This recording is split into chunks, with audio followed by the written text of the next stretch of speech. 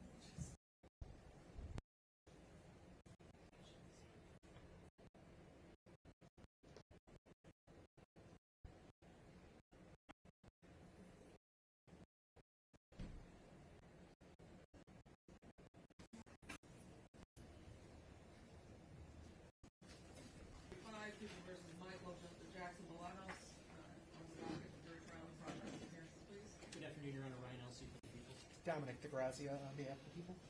And Brian Brown on behalf of Mr. Jackson-Bolanos. Good afternoon, Judge Kerr, during on behalf of Mr. Jackson-Bolanos, who appears to my right as co-counsel. And I know for the record, Mr. Jackson-Bolanos is present, and counsel and 15 of our jurors have returned to us this afternoon. Juror number 1 was not feeling well, and had told us yesterday she wasn't feeling well, but today I guess she was feeling worse and wanted to get to her care, and so she has been excused from the jury. So now we only have 3 alternates, so everyone please try to stay healthy, and so we can get through the trial without losing all our alternates. Juror number 9, if you want to sit down in juror 1 seat, or we can wipe it down so you don't whatever she may have had, and then you can still have to sit on the floor there. Debbie, there's some wipes right there on the clerk's desk, if you could just wipe down the first seat. Right there. You lost your pen? Okay, then we'll do it next.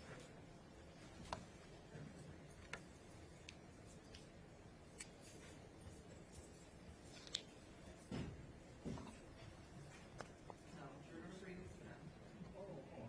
We're gonna wipe down seat number 1, so juror and I can sit there and have a better view of the TV as they're sitting.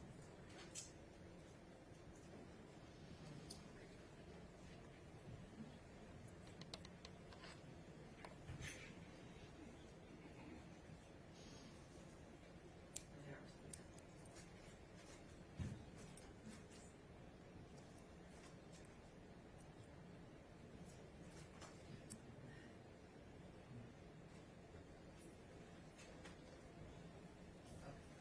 And now we're ready to proceed, and Mr. Illustrator, the person in that is replaced, resume his place on the stand. You can continue with your cross-examination. All right, thank you. Now, you indicated during direct that you typically use your car when you go to the grocery store, correct? Yes, that's Okay. correct.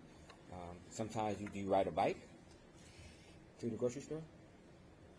I don't believe I've ever ridden my bike to the grocery store. Okay. So in an atypical situation, how would you get to the grocery store if you were not in your car? I would walk to the grocery store. You would walk to the grocery store? Okay. You do a lot of walking? Yes. Okay. So approximately how far is the grocery store from your house? It depends on which grocery store you're talking about. Honeybee is, I'd say maybe 2 miles from from my house, but I would probably go to, there's a Mexican grocery store that's less than 2 blocks away from my house that I would walk to. Okay. Have you ever walked to Samantha's house? No, You never walked? no, Okay. Have you ever rode your bike to Samantha's house? no, Do you own a bike? yes, Okay. And that bike is fully functional? yes, Okay. Now, these Arlo cameras, you stated you had 2 cameras, correct? yes. There was a camera that was mounted up above the front door, and there was a camera that was mounted above the rear door. Okay. And you're saying was as in past tense? Yes, they were taken down. How were they taken down? I don't know. And where were they placed when they were taken down? So the police searched my house, and after the police searched my house, those cameras were no longer mounted. Okay. So prior to the police searching your house, the cameras were mounted? Yes, Okay. And you indicated that the batteries ran out of the cameras? yes. You have to charge them regularly, and I just stopped charging them. Okay. And when is the last time that you charged the batteries? I'm not certain. I looked in my email, and I got an email warning me that the battery was low on August 2022.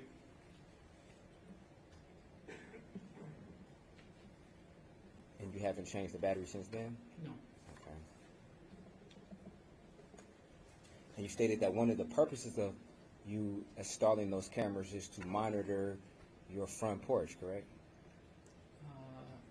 Yes, that was the purpose. Yes. Okay.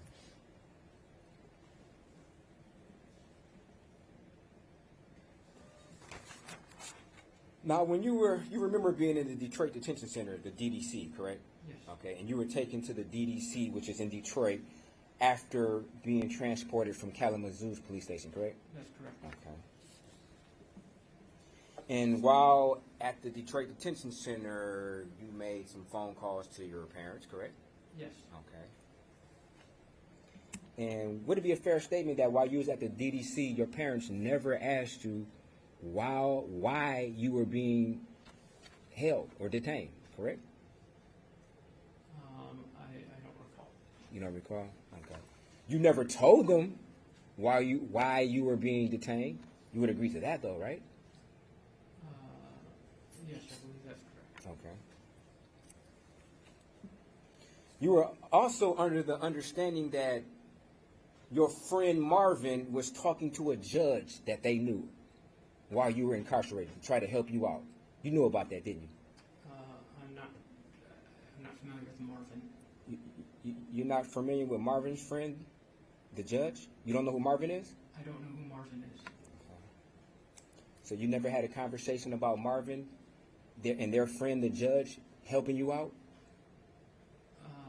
I don't know Marvin.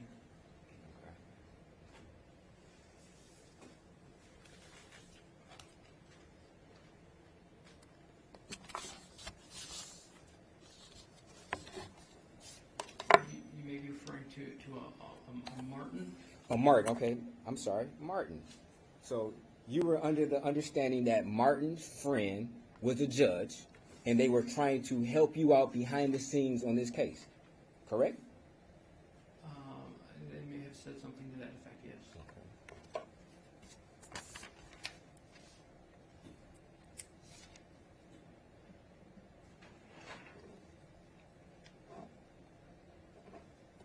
You also told your parents to contact your job, right?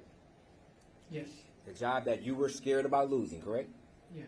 And you told your parents to tell your job that you had a nervous breakdown and you needed some time off, correct? Yes. Okay. And this is while you were incarcerated, correct? At the DDC. Because I told my parents to tell my job that I was having a nervous breakdown. No, to be clear. you were incarcerated at the Detroit Detention Center when you told your parents to contact your job and tell them that you had a nervous breakdown, correct? Yes, I believe that's true. Okay. But it wasn't true that, in fact, you had a nervous breakdown and you needed time off. You were incarcerated, correct? I believe both can be true. I Okay. believe that I had an adverse reaction to a medication that caused me to have a panic attack, a nervous breakdown. So now to you, a nervous breakdown and a panic attack, they're synonymous? They mean the same? Again, I'm not that kind of doctor. I don't know the specific language to use in that situation. But It seems reasonable to call it a nervous breakdown. But you said that, though. You just said this right now, that the two could be the same as far as you being incarcerated and having a nervous breakdown. So do you feel that way? That they're the same? Based upon what you told your parents? They're the same? You said they both could be true. I'm sorry. They both can be true. Do you believe that was an honest statement? I believe that they both can be true. Okay. That was the only time you've ever mentioned having a nervous breakdown through this whole ordeal, is when you told your parents to contact your job and tell them you had a nervous breakdown. Isn't that true? I believe I mentioned I was having a panic attack. I mentioned I had a panic attack multiple times. To me, those are synonymous. Maybe you haven't consider them different. Okay, so now you said, because I just asked you whether or not you felt that a panic attack and a nervous breakdown were synonymous. And you indicated you're not that type of doctor. You just said that, right? That's right. Okay, so now you're saying in your mind that a panic attack and a nervous breakdown are synonymous? Yes. Now, during your conversation with the police, you never indicated that you felt you were having a nervous breakdown. Isn't that true? I believe I mentioned that I was having a panic attack several times. That's not my question, during sir. Sir, I'm sorry. I may be a little bit confusing. My question is, you never told the police that you felt you were having a nervous breakdown. That's true, isn't it? I never used those specific words. Thank you. And when you told your parents, you never instructed your parents to contact your job and tell them, I'm having a panic attack and I need days off. Isn't that true? That's correct. I did not use those specific words. Okay.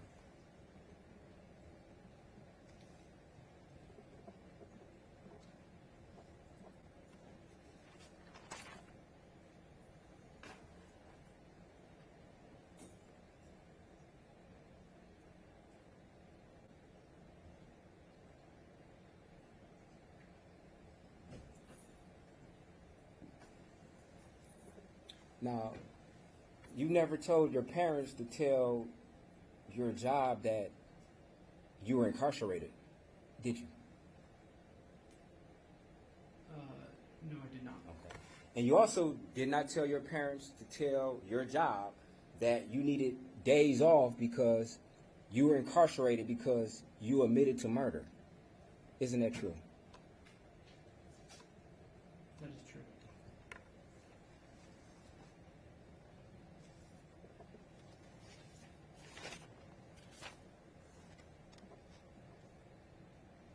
Now, did you ever have a key to Samantha's place?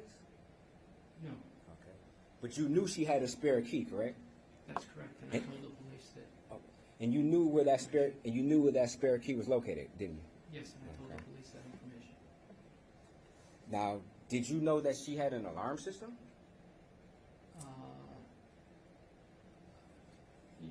She never used the alarm system. It didn't even register to me that she had it. I can't recall whether I said yes or no to that question. Isn't it true that you told the police that, to your understanding, she did not have an alarm system? Yes. Okay. Now, how many times have you ever spent the night or visited? How many times have you ever visited Samantha's house? 10. Over 10? Okay. So when she opened the door, you never heard an audible sound, front door open? It was never armed. That's not what I didn't ask if it was armed. Have you ever, upon entering the house, ever heard an audible chime saying front door open? Not to my recollection. Okay. Have you ever entered through the back door? Yes. Okay.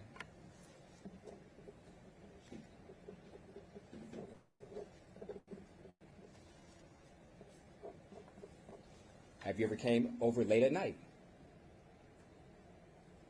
Yes. Have you ever came to the back door late at night? Only with Samantha. Have you ever came over her house to visit with Samantha and came to the back door at night? No.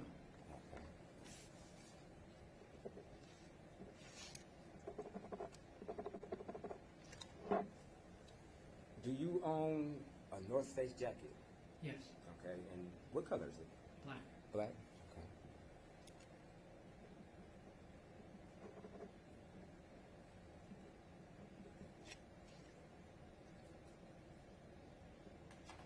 Now, of course, you understand what use immunity is, correct? That basically the prosecutor cannot use whatever you say while you're on the stand against you in any subsequent, if ever, subsequent proceedings, correct? Yes.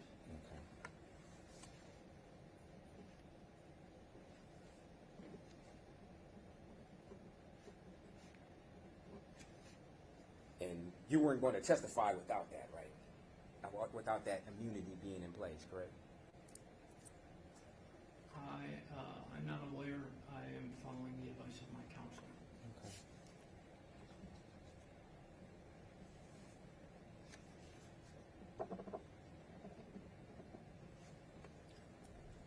Are you a runner? As a hobby, as a hobby.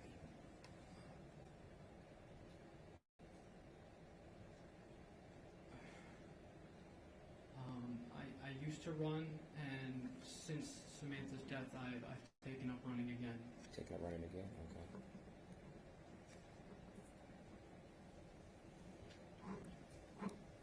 But prior to her death, you were an avid walker. You would agree to that, right? That's correct. Okay. And you continue to walk, correct? Yes. So, as of now, you are an avid walker and a runner. Would that be a fair statement? Yes. Okay. As well as a biker? Yes. A bicyclist? Yes. Okay.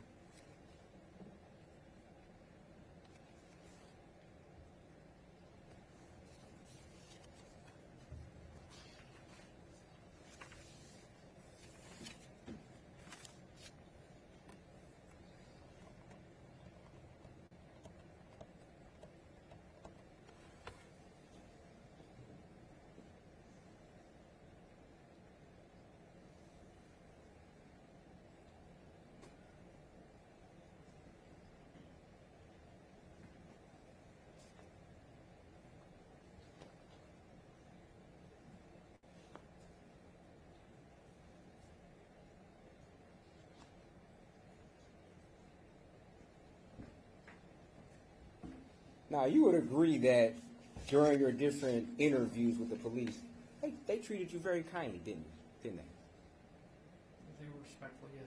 Okay. And they offered you water, they offered you snacks multiple times per interview, correct? Yes. Okay. And even one detective to your understanding, made a comment to you about it's been a pleasure speaking with you. And this was while you was in Kalamazoo, correct? I don't recall that, but Okay. it's possible. Okay. Now, on Saturday, the day of Samantha's death, you had consumed some alcohol, correct?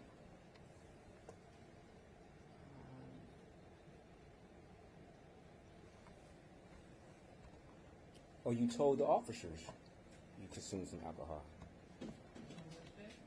On Saturday, October the 21st. The 22nd, I'm sorry, the 22nd. which would have been Sunday, I believe. I'm sorry, which would have been Sunday.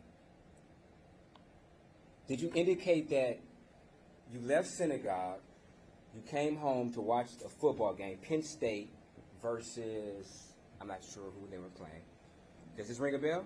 I'm confused about which day you're talking about.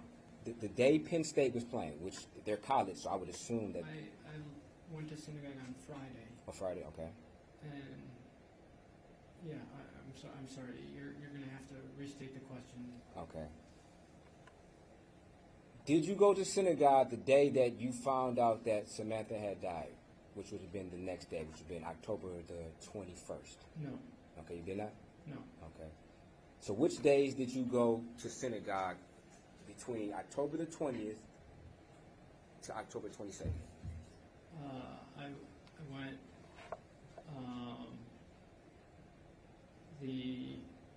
so I went that Friday night, and then I did go Saturday afterwards, after to meet with friends. Yes, sir, thank you. Okay. So you did go that Saturday? Yes. Okay, thank you. And after you left some synagogue on that Saturday, you went back home and you watched the football game, Penn State, correct? No, that happened before. That was a noon game. Oh, that was a noon game? Okay. But after you left synagogue, you eventually went home and you had some alcohol, correct? Yes, I believe that's correct. Okay.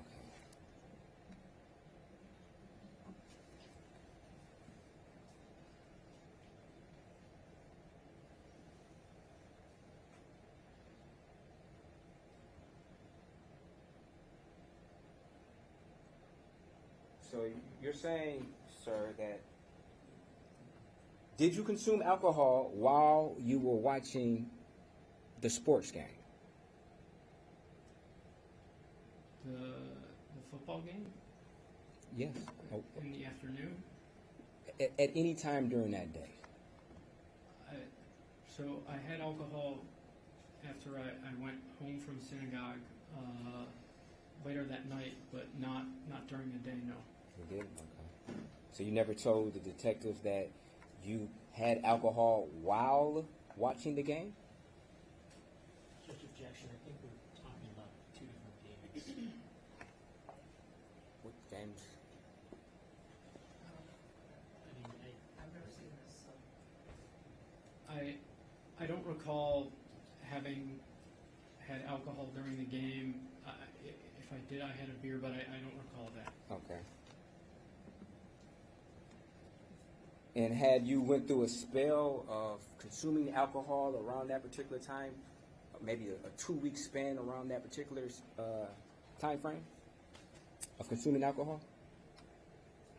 No, I didn't have the spell of consuming alcohol. Okay. Around that time frame. Do you frequently consume alcohol then? On occasion, I have 1 to 2 drinks. Okay. And didn't you tell the officer in Kalamazoo that you do not drink because it will react with your antidepressant medicine and you will have basically an adverse reaction? You said that, didn't you? I may have said that I had 1 beer that night. No. My question is, when you and the officer were sitting at the table just having small talk, you told the officer that, in fact, you cannot drink because you're taking antidepressants. Correct? Yes. Okay. You never told the officer that I occasionally have a beer or two, correct? You didn't say that? That's correct. Okay.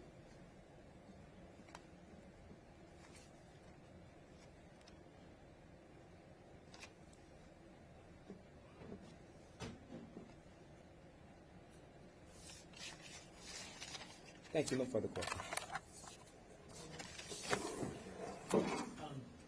Sir, Saturday night, the 21st, did Michigan and Michigan State play that day? Saturday night, the The 21st. 21st of October?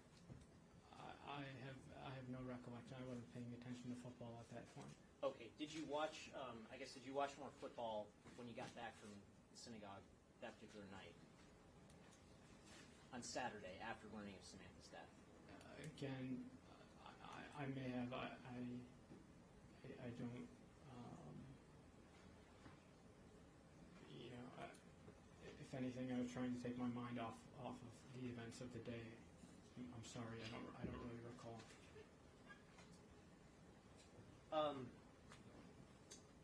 There were some questions about your fear of losing your job when you were in Kalamazoo. Do you remember those questions? Yes. And were you afraid of losing your job at that time? Yes. And why were you afraid of losing your job?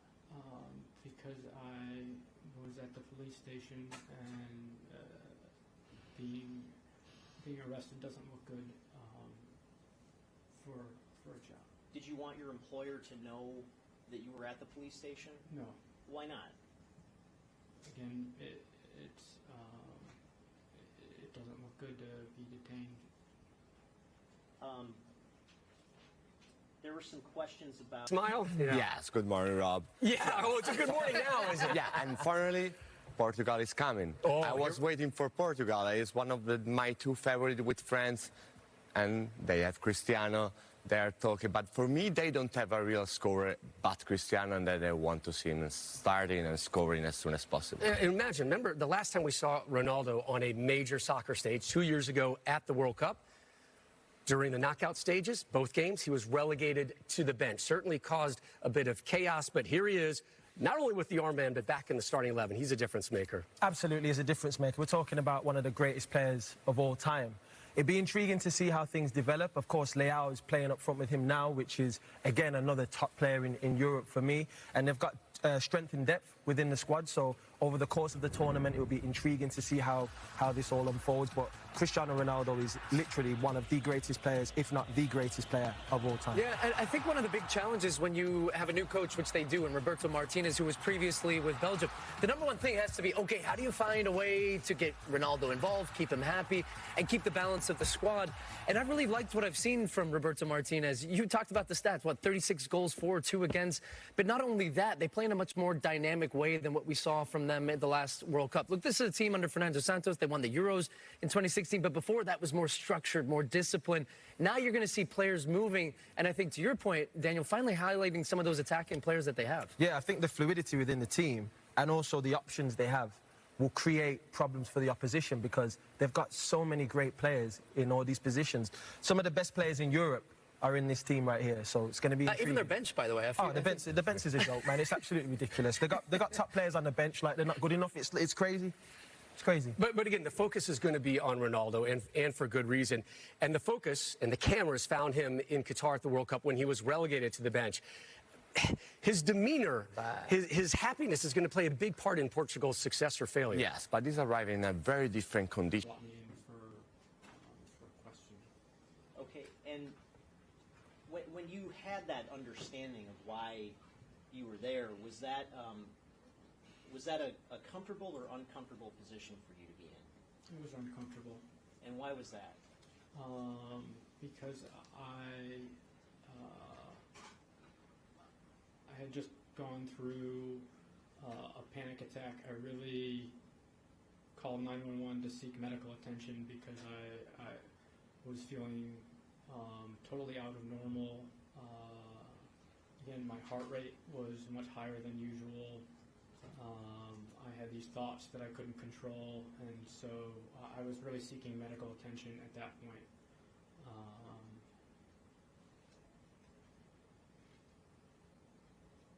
Now, the things that you said in the 911 call and on the body camera footage, both of which have been admitted as Exhibits 27 and 28, respectively, are the things that you said about Samantha, are they true? The things that I said about what I could have done? No. Correct, yeah. No, that is not true. When you said those things, was it your intent to mislead anybody or lie? No. I was not trying to mislead anyone. I couldn't control my thoughts at that point and was just very concerned about what was going through my head. There were some questions about the sort of treatment that you've received from mental health care professionals. Is that right? And approximately during the relevant time, how many mental health care professionals have you consulted with? So at that point, I had a psychologist and a psychiatrist, and since then I've spoken with 2 additional psychiatrists who confirm that this medication causes delusions. And again, when was it that you started taking this specific medication, Auvelity? I started a few days before, but I had doubled the dosage the day before. And was that under the direction of a mental health care professional? Yes, it was. And when did you stop taking that medication? I stopped it that night. I immediately stopped taking that medication once I had those side effects. Okay, and after this period of time where you had these thoughts about feeling responsible for Samantha's death, have you had those thoughts at all since then? No. Are you in any way responsible for Samantha Woll's death? No.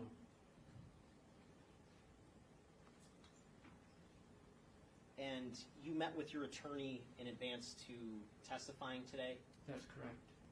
Have you also met with myself and Mr. DeGrazia? We did have a meeting, yes. Okay.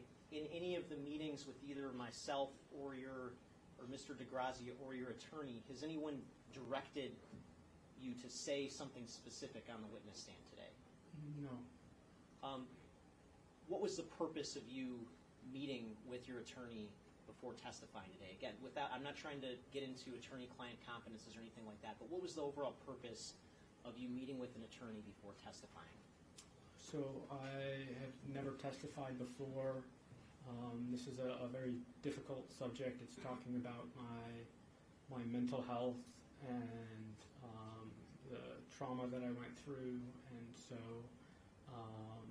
it was much more like a coach to help me figure out how to speak and communicate clearly about what I went through and what went on. And are the answers that you've given today, are those your own answers or are those your attorney's answers? Those are my answers. And you understand that according to the order of use immunity, that your testimony has to be truthful for you to be entitled to use immunity? Yes. Has there been anything you've said today, to your knowledge, that is not truthful? I have spoken the truth today. Thank you, sir. Well, and can I just follow up, and yesterday, because your testimony started yesterday. I appreciate that caveat, Your Honor. I forgot. Can you? And yeah, and sir, same questions. Your testimony started yesterday. Is that correct? Yes. During your testimony yesterday, was there anything that you said that was not truthful? No, I've been truthful both yesterday and today. Okay, thank you.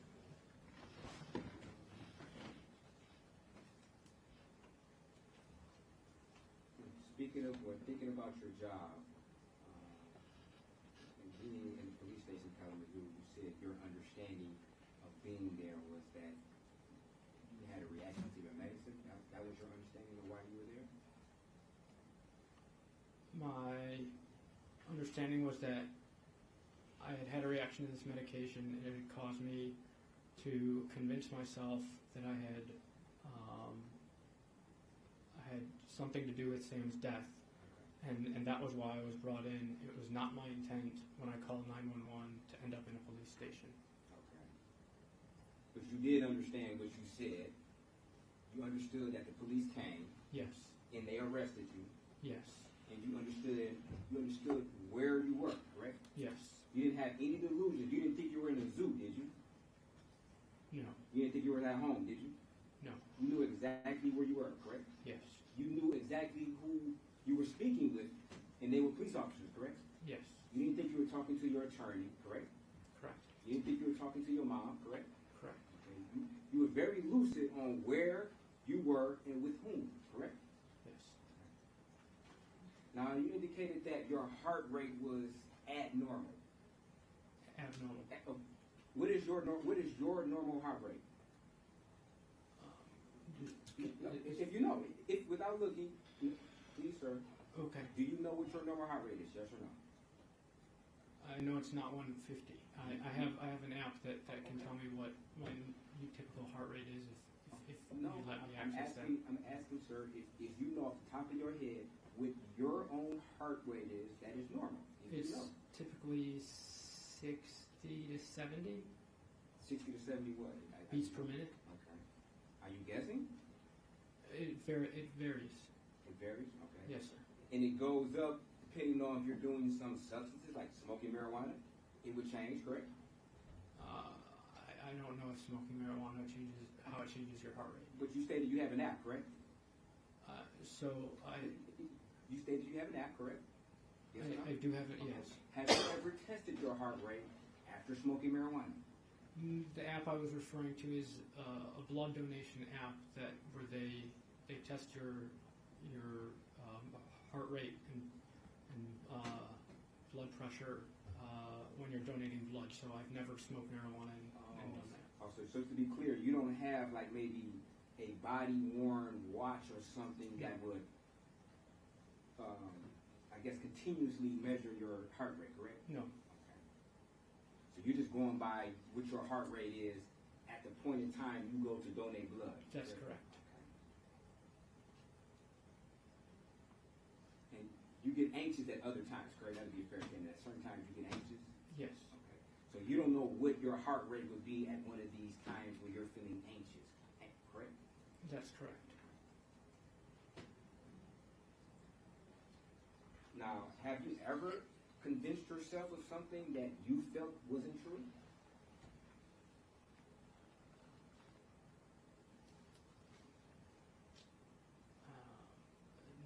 No, I don't believe so. Okay.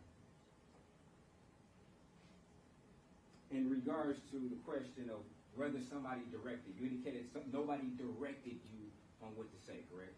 That's correct. Okay, but you did agree during cross-examination there were suggestions presented to you on what to say, correct? There was assistance, yes. Okay. Suggestions? Yes.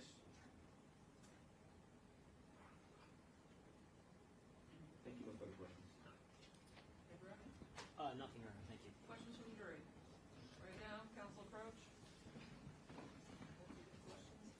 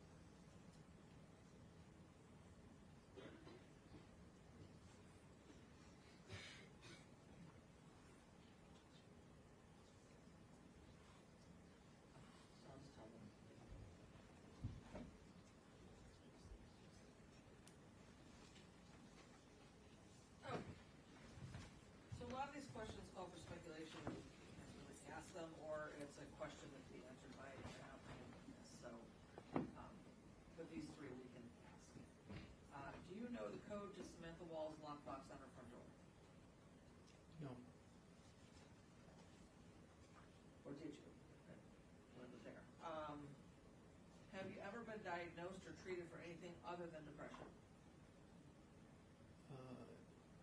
Psychologically. So anxiety as well. Were you treated by a psychiatrist after being released by the police for your panic attack / delusional thoughts? Was it inpatient or outpatient? It was outpatient, and yes, I was. And did the medication side effects happen immediately after doubling the dosage on November 7th, 2023? No, they did not. So I had doubled the dosage the previous day, and again I took my second dose around 5:30, 6 o'clock that day, and the onset of abnormal symptoms. It came on around 7 or 8 o'clock, I believe. So, just to get the timing right, you took a double dose on the 7th, Yes. and then you took that same dose, the double dose, on the 8th at about 6 o'clock. So the sixth and the 7th. So the incident happened on the. Oh, I'm sorry. So you started on the 6th. That's correct. And then, that's right, and so the 7th was when you called the police. Yes. Oh, 911. So you had a double dose on the 6th in the evening about 6 o'clock as well, or? Yes. Okay, and then the next evening, the 7th, you took it again at Yes. 6 or 7, Yes. and then it set in an hour later? Yes, that's when the abnormal thoughts started occurring. Okay, I just wanted to get the timeline right. Any further questions based on those? No, Your Honor, thank you. When you took your double dose on the 6th, did you smoke marijuana with that double dose? No. Okay. So you typically smoke marijuana when you use your medication. For the previous medication, I had found no issues. For this medication, I specifically asked my psychiatrist if it was okay, because I was taking a new med, if I could smoke marijuana, and she said it was okay. Okay. And in this case, Okay, so there now, may have been an interaction. did you have any alcohol on any dosage on the 6th or the 7th? I had one beer on the 7th, yes, for dinner. Was it like an IPA? Yes. Were you concerned after being released from the Kalamazoo Police Station or Detroit Detention Center that you may want to go into inpatient, since this, in your mind, quote unquote delusion was greater than any other delusion you've ever had? Yes, that's why I worked with psychiatrists to try and figure out and treat and get treatment for what was going on.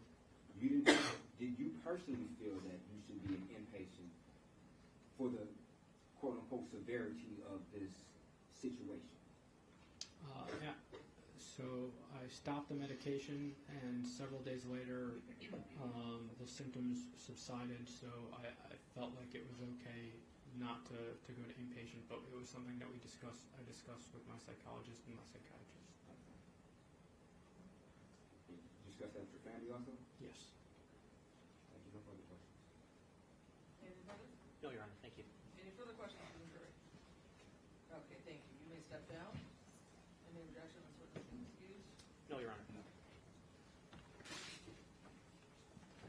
we need a break? Or are we good to keep going? Okay, let's keep going.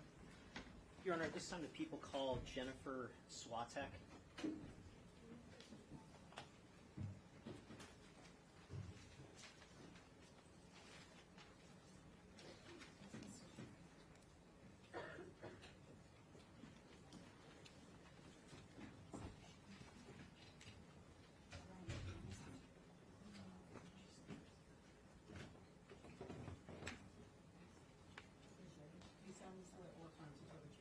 Yes.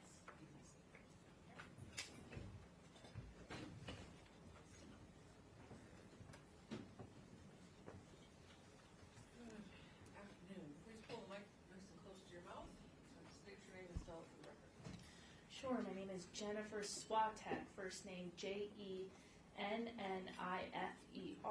last name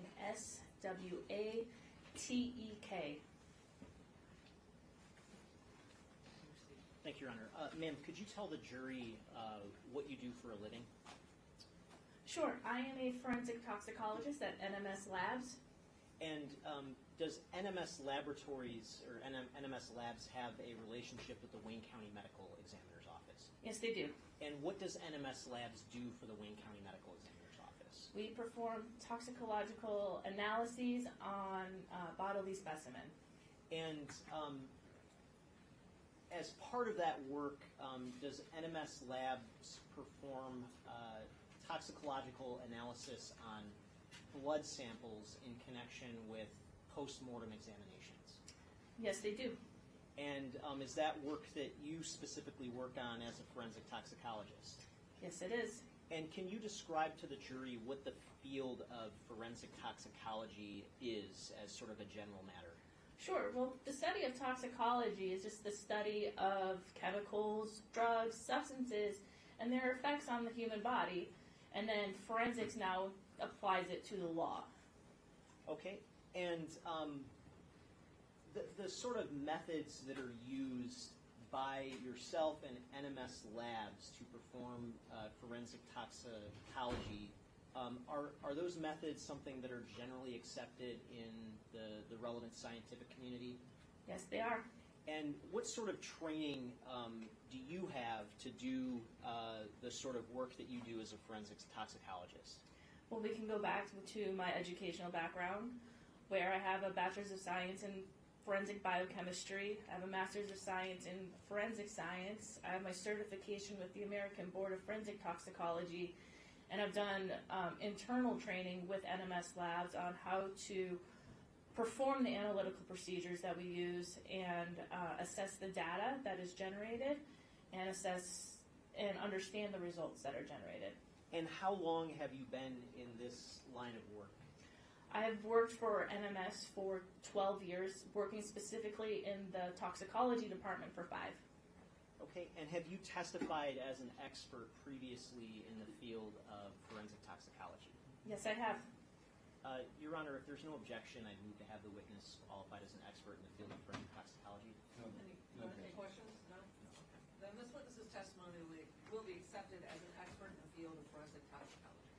And Your Honor, may I publish what was admitted last week through the medical examiner as Exhibit 23? You may. Thank you. And you might want to give her a copy just to look at Will do. more easily. May I approach, Your Honor? You may. Ma'am, I'm handing you what's been previously admitted as People's Exhibit 23. Can you tell the jury, just as a general matter, what this document is? This is a toxicology report issued from NMS Labs. And who authored this specific report?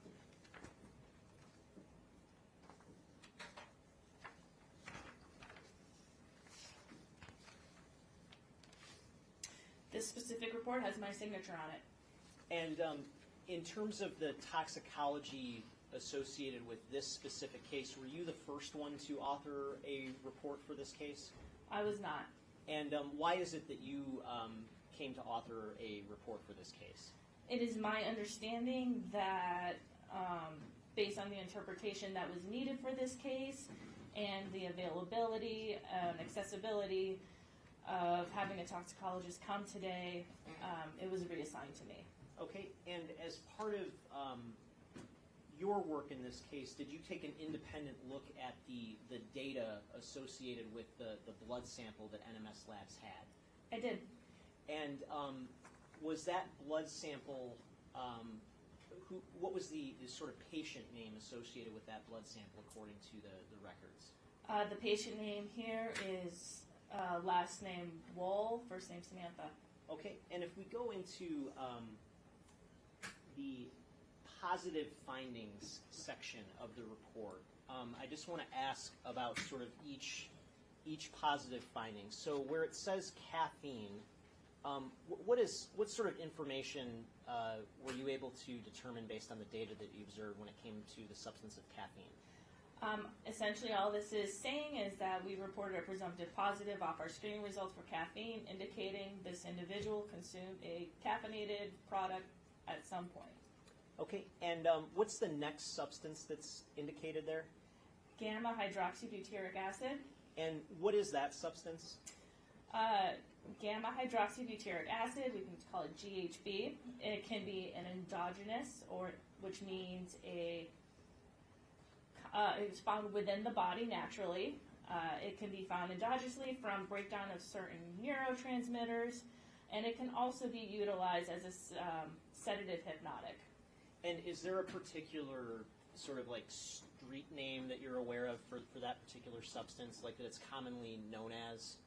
I believe roofies, maybe? Would that be like the date rape? Yes. Date rape drug? It has been associated as being a date rape drug. Okay, and in terms of the result for that specific substance, what is the result there? We reported a positive result at 8.3 micrograms per milliliter. And is that result consistent with a endogenous finding or somebody being actually drugged or having ingested GHB? This would be a finding I would consider to be consistent with endogenous. It could be found, I think, potentially in anybody if we did postmortem analysis for this specific substance. So if any random person off the street who had never consumed GHB passed away and you analyzed their blood, might you see a level of GHB at around 8.3, like in this report? Yes, that is possible. So is there anything significant, in your opinion, about this level of GHB in the blood? No. Okay, and how about the other substances? Can we, I guess, go down to the next one? Sure, the bupropion. Yes, and what is bupropion? It is well known as Wellbutrin. It is a antidepressant drug. Okay, and what does the result tell us, if anything, about that particular substance in the blood? This results in bupropion in conjunction with its metabolite, hydroxybupropion. This tells me that this individual consumed or was possibly using Wellbutrin. And when you say metabolite, can you explain to the jury what you mean by that? Sure. It's just a breakdown product. Just even like if you eat food, you metabolize it. So with like drugs, we metabolize drugs and we break it down. So this is essentially a breakdown product of the bupropion. Okay, and what about the next substance after the metabolite? The zolpidem? Yes. Yes, the zolpidem, sometimes known as Ambien, can be a sedative hypnotic prescribed to help with sleep. Okay, and what, if anything, can we, I guess, glean from the level of that substance in the blood? Sure, this level of 25 nanograms per milliliter is consistent with literature values, consistent with a therapeutic use. Okay, and how about the remaining, the last 4 substances? What do those sort of reflect? Sure, the 11-hydroxy delta-9 THC, delta-9 carboxy THC, delta-9 THC, those are indicative of cannabis use, marijuana. And are some of those metabolites or? Right. Yes, the 11-hydroxy and the delta-9 carboxy would be metabolites of the delta-9 THC. The delta-9 THC being your main psychoactive ingredient in marijuana. And based on the Ambien, the combination of Ambien and marijuana in the blood, is there anything that you can say about the effects, if any, on someone's central nervous system of having that sort of level of these substances in their blood? It's possible the person may have been exhibiting some central nervous system depression, maybe some sleepiness. It's just going to depend on this individual's frequency of use, their tolerance, but I can't give a specific answer. Okay, and I guess within a reasonable degree of scientific certainty, can you say anything else about the effects on somebody based on having these substances in their blood system? As I said, this person may have been feeling some sleepiness. That's probably the extent that I can say, but I can't say for sure to what extent. Okay, thank you. Nothing further.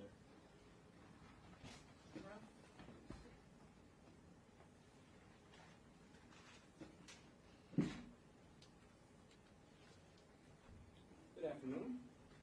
Hi. Hi. Now, let's speak about this GHB. Yeah. Okay. You indicated that this could, I guess, be a naturally occurring substance in somebody's body? Yes, ma'am. Okay.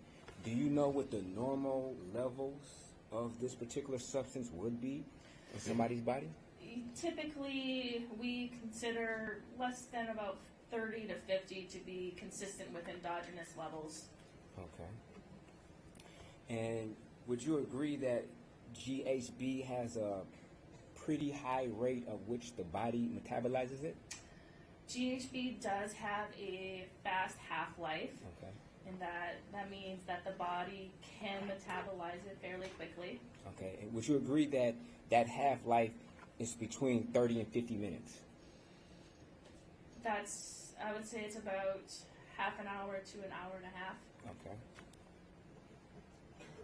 So hypothetically, if somebody would have had say for instance, a date rape, drugs, that's what you called it, correct, or roofies, several hours prior to there being an autopsy or an analysis on what's in their system, you would agree that that particular level could drop to a substantial level where it would appear that this was a naturally occurring substance in the body. It would have to depend on the dose and the amount of time that it would take for the body to metabolize. Okay, but it's possible that somebody could take or be slipped a date rape drug or roofies several hours prior to a death or autopsy, and then there was an analysis, and in that analysis, the levels in the body drop so much that it would appear to an individual who's doing the analysis that this is a naturally occurring substance in the body, opposed to being administered it, if that makes sense. Yes, I'm going to see if I can clarify it as I talk it out. If an individual was exposed and possibly, say, 6 to 8 hours-ish, it could potentially be at an endogenous level. Okay. What about 3 to 4 hours? Based upon, it'll depend on the individual, correct? Like their body mass, whether or not they've, I guess, taken this substance before. It's going to depend very specifically on the individual and their individual metabolic capabilities and the dose that was provided. Okay. Do you know when what time the autopsy would have been performed or that blood sample extracted? According to this report, the sample was collected by the medical examiner's office on October 21st, 2023. Do you know what time? Oh, excuse me, sorry, yeah, 1800 hours, so 6 p.m. Okay, 6 p.m. Okay. And if the person had potentially died around 1 a.m., 1:30 a.m. on October the 21st, which is some 5 hours, well, more than 5 hours, so I can do my math right now.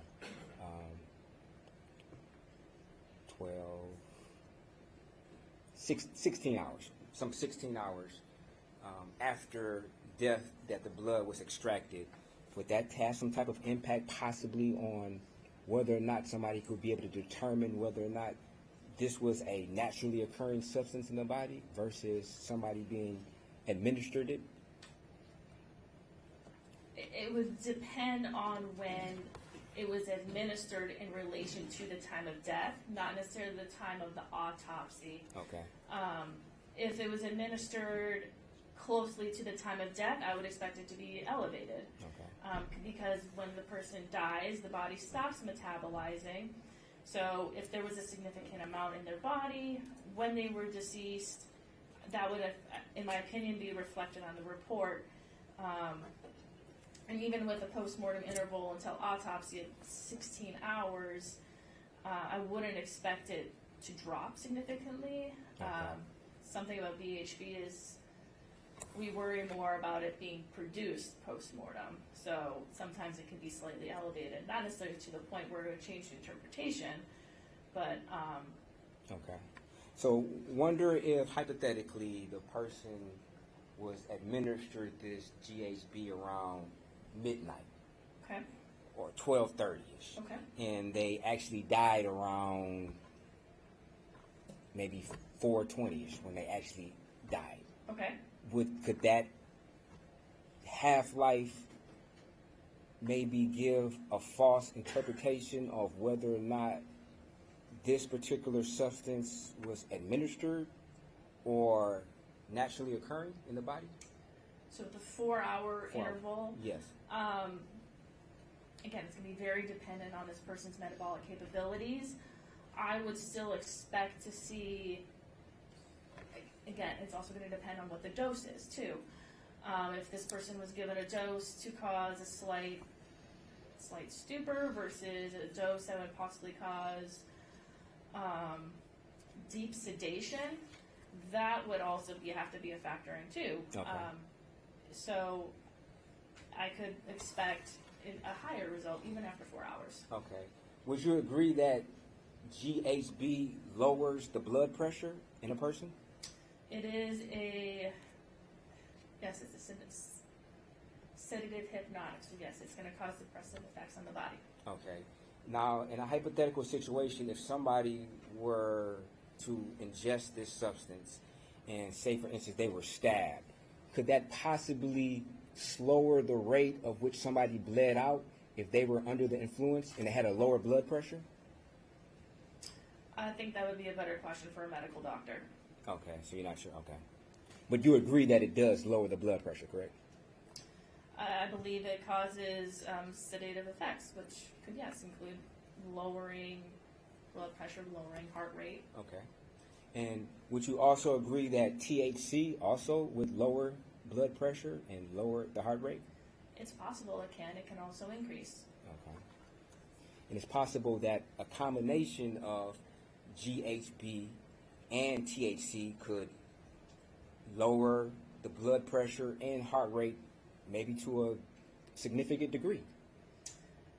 Not to death, but to a significant degree. Or more than normal. I'll rephrase that, I'm sorry. If a person was given 2 drugs that could cause sedating effects, it could cause lowering of, yes, heart rate, lowering of blood pressure, but again, I can't see how that would affect this individual. Okay. Would possibly Ambien, does that lower the blood pressure and or heart rate? It could. Okay.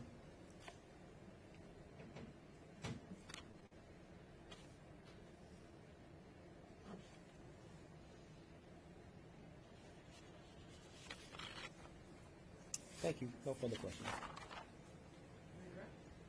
Nothing, thank you. Questions from the jury? Thank you, James. I'll give the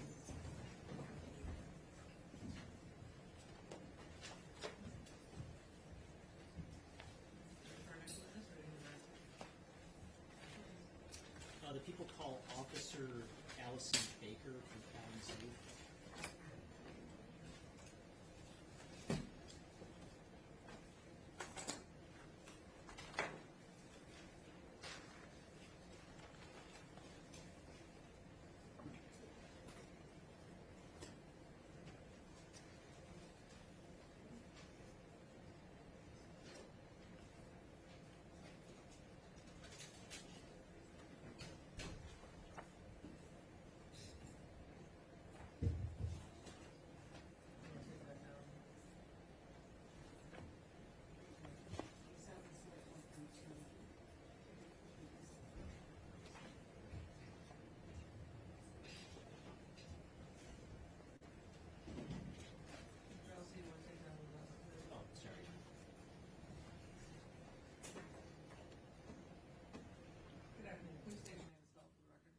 My first name is Allison, Allison. Last name is Baker, B-A-K-E-R. Thank you. You may proceed. Thank you, Your Honor. Ma'am, could you tell the jury what you do for a living? Currently, I work for the crime lab for Kalamazoo Department of Public Safety. At the time of this incident, I was a public safety officer. And what were your responsibilities as a public safety officer with Kalamazoo? As a public safety officer, we respond to police-related matters along with we're trained firefighters and medical first responders. And how long had you been a public safety officer before joining the crime lab with Kalamazoo? Just about 7 years. And back on, November 7th of 2023, were you a public safety officer in Kalamazoo at that point? Yes, I was. And on that particular evening, did you happen to be dispatched to a Four Points Sheraton Hotel in Kalamazoo? Yes, I did. And what was the purpose of you getting dispatched to that location? It was a check welfare / medical call for service. Okay, and when you went to that location, did you have any interaction with a particular person? Yes, I did. And who did you interact with? Jeffrey Herbstman. And when you interacted with him, can you, describe for the jury what was his condition like? What was his demeanor? My initial contact with him, he was very anxious. He had called because he was having a panic attack. He was shaking, crying, breathing heavily, and appeared to be having a panic attack. And did you happen to see whether he was near a vehicle or with a vehicle? When I arrived on scene, he was sitting in the driver's seat of his personal vehicle. And what type of vehicle was that? It was a black two-door coupe Volkswagen. And do you remember the license plate for that vehicle? Not off the top of my head. Did you ultimately make a police report in connection with this run that you had? Yes. And if you looked at a copy of that report, would that potentially refresh your recollection as to the license plate number? Yes, I have it right here. And you have a copy Yep. with you? Okay. If you could take a look at that and let us know when your recollection has been refreshed. Yes, the license plate was a Michigan license plate 5MJC37. Okay, and after your interaction with Mr. Herbstman in the parking lot, where did he go from there immediately? He immediately exited the vehicle upon my initial contact with him and proned out on the parking lot on the ground. And I guess what I'm asking, if I can clarify, is after the totality of your interaction with him in that parking lot, where did he go from there, if you know? He went to our headquarters, our KDPS headquarters. Okay, and what happened to his vehicle at that point? It was impounded. And what does it mean for a vehicle to get impounded? So we have a tow truck company that we work with. They tow it, and then we had it taken back to our KDPS headquarters where it was secured in a bay. It can't be released to the owner. It's in our custody, basically. And before that vehicle was impounded, did you have an opportunity to perform a search of the vehicle? Yes.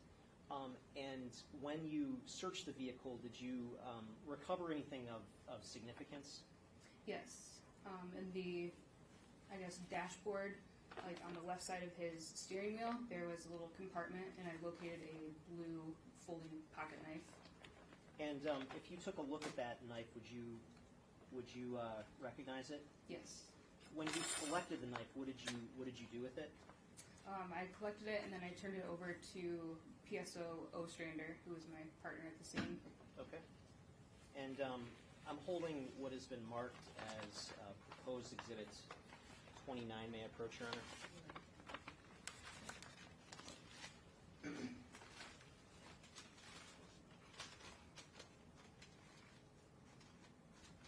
And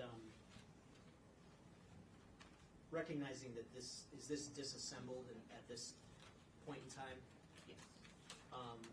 But does that appear to look like the knife that you collected? Yes. Okay. Your Honor, I would move to admit proposed Can you exhibit. show that to the jury somehow so they can see what we're doing? Yes.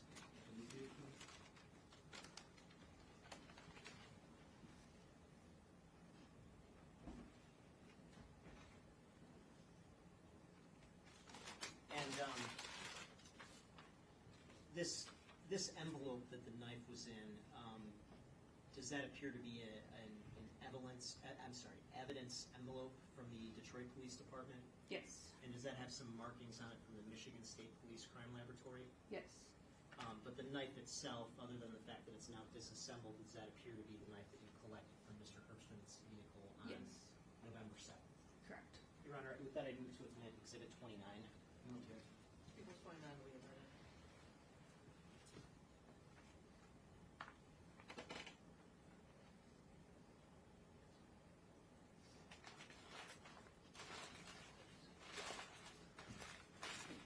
Thank you. Nothing further.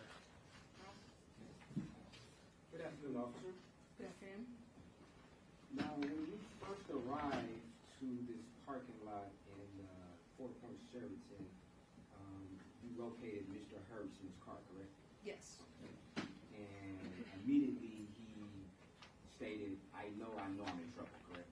Correct. Then he exited the car, correct? Yes. Okay, and you asked him if he had any weapons, correct? Yes. Okay, and he indicated, in fact, he had a knife inside of the car, correct? Yes. Okay. He never told you that this particular knife was to break windows or cut seatbelts, did he? No. Okay. And he was stating to you that he killed his girlfriend, correct? That was your understanding, correct? Correct. Okay. And at one point in time, he stated twice, I remember, correct? Yes. And then when you asked him what he remembered, he didn't give you an answer, correct? Correct.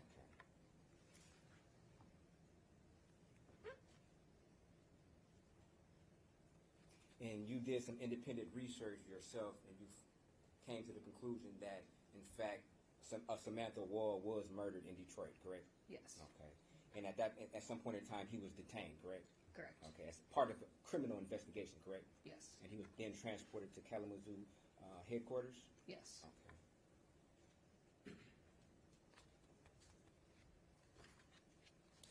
Thank you. No further questions. Just briefly, I just want to show you briefly what has been used as Exhibit 28.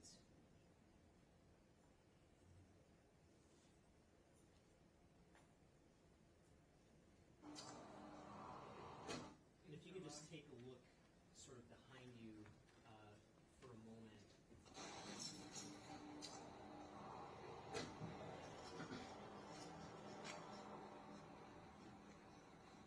I'll come around to the other side. And Your Honor, is this for impeachment purposes or refresh your memory, or? What I want to ask is, this exhibit that we're looking at, Exhibit 28, is that from your body-worn camera? Yes, it is. And to the best of your knowledge, would that body-worn camera capture the totality of the interaction that you had with Jeff Herbstman back on November 7th of 2023? Yes. When you were interacting with Mr. Herbstman, did you ever hear him directly say the words, I killed Samantha Woll? When he exited the vehicle, I didn't notice it until I watched my body camera back, and it sounded to me as if he said, I killed her when he exited his vehicle. So that's, yeah. But when you were with him, did you hear that? When I was with him, I didn't hear it. Okay, and if we listen to the first roughly minute of this video, would that include the area where you believe you heard him say that? It should be within the first minute. And Your Honor, is he trying to impeach her? She stated what she believes she heard. So whether or not he plays the video back and tries to impeach her and she changes her mind on what she thought she heard, I don't believe that's proper. She indicated that she thought she heard something. She doesn't need her memory to be refreshed at all. You can impeach her, or, I mean, how would it's already been admitted, so. Right, but how would he impeach her on what she thought she heard? I don't know if he can impeach her on what she felt that she heard. It's an admitted exhibit, you can play it, so. proper purpose, though. I mean, it has to be for a proper purpose. And I believe this is the proper purpose. I'm not sure how it would at all be improper for me to question a witness on the stand about her own body-worn camera footage that's already been admitted as an exhibit.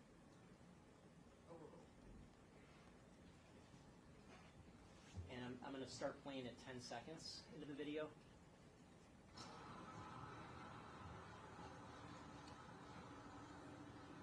Hi. Can you open the door? Can you open the door for me? I know I'm in trouble. No, you're okay. What's going on? You can sit in the car if you want. No. What's going on? 22 city licks there, enter. Turn on your body cam, please. Yeah. It's recorded. What's going on, sir? What's your name? I don't remember any. And just stopping at 44 seconds in, is that where later on when you review this video you thought that you heard him say, I killed her and I don't remember? Correct. Okay. And, but you didn't clearly hear that when you spoke with him at the time, is that right? Right. And the video just kind of is what it is at this point, right? Correct. Okay, thank you. Nothing further. Officer, do you still feel that, based upon your knowledge and reviewing of the body cam, you still feel he said that, correct? I feel like you did. Okay, thank you. No further questions. Thank you. The people call forensic scientist Kyle Conkle.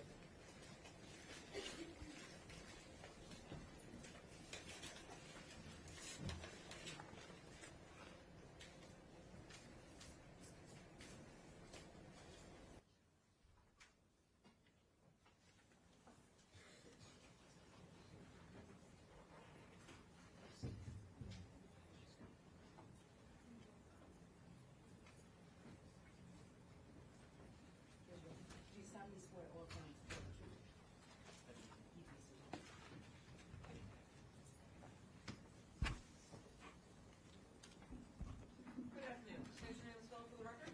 My name is Kyle Konkol, KYLEKONKOL. Can you pull the mic just a little bit closer to you? Thank you, Your Honor. Sir, can you tell the jury what it is you do for a living? I'm a forensic scientist for the Michigan State Police at the Grand Rapids Forensic Laboratory. And as part of your work as a forensic scientist with the Michigan State Police, do you have any particular areas of specialization? I am mainly employed as a forensic scientist in the Body Fluid Identification Unit, but I also serve a role on the crime scene response team. And what is the crime scene response team? We cover 18 counties in southwest Michigan where we respond to crime scenes of various high-profile crimes such as homicides, officer-involved shootings, and sexual assaults. But we also process vehicles that are sometimes delivered to our laboratory associated with those types of crimes as well. And you also mentioned work in the field of body fluid identification, is that correct? Correct. What is the field of body fluid identification? As a forensic scientist in the Body Fluid Identification Unit, my primary role is to screen items of evidence for common body fluids such as blood, semen, and saliva. But I also analyze items of evidence for any source of DNA such as trace or contact DNA and hairs as well. And how long have you been working in the field of body fluid identification? Just under 3 years. And what sort of training do you have to be able to perform the type of analysis that you do in connection with your work in the area of body fluid identification? I have a Bachelor of Science degree from Northern Michigan University, and I also completed a very in-depth year-long training program upon my promotion to forensic scientist in the Body Fluid Identification Unit, which consisted of many required readings, casework observations of already trained analysts, as well as mock casework and a mock testimony training that culminated in a mock trial. And in terms of the methods that you use in the field of body fluid identification with the Michigan State Police, are those methods something that you just came up with or that are used and accepted more generally within the scientific community? All of the methods that we employ in the BFI unit of the Michigan State Police are widely accepted in the greater forensic science community. Thank you. And Your Honor, I would move to have the witness qualified as an expert in the field of body fluid identification if there's no objection. Okay, so this witness's testimony will be accepted in the field of body fluid identification. You may proceed with your questions about his work. Thank you, Your Honor. And sir, in connection with your work, specifically with the crime scene response team, did you have an opportunity to process a particular vehicle back on the days of November 8th and November 9th of 2023? Yes, I processed a black Volkswagen. And where was that vehicle located at the time that you processed it? When we processed it, it was located in our secure laboratory processing bay, which is a separate area from the rest of our laboratory areas. When you processed the vehicle, were you alone or were you with other members of the crime scene response team? Typically on the crime scene response team, we have multiple individuals that work together to process vehicles and crime scenes. So I worked on this vehicle with forensic scientist Grace Bomarito and forensic technician Katie Favalli. And what was your primary sort of purpose for processing this specific vehicle? This vehicle was submitted to us to search for possible blood that may have been transferred to the vehicle from a suspected homicide scene in Metro Detroit. And what sort of methods were available to you to use to search the vehicle for possible blood? So we used an initial bright light search. We like to start with the least destructive methods as possible. So we did a bright light search with just a regular flashlight, looking for areas of red-brown staining that we believe could be possible blood. Once we identify any areas we want to test further, we moved on with a hemosticks test, which is essentially a paper test strip that has a yellow test zone at the end.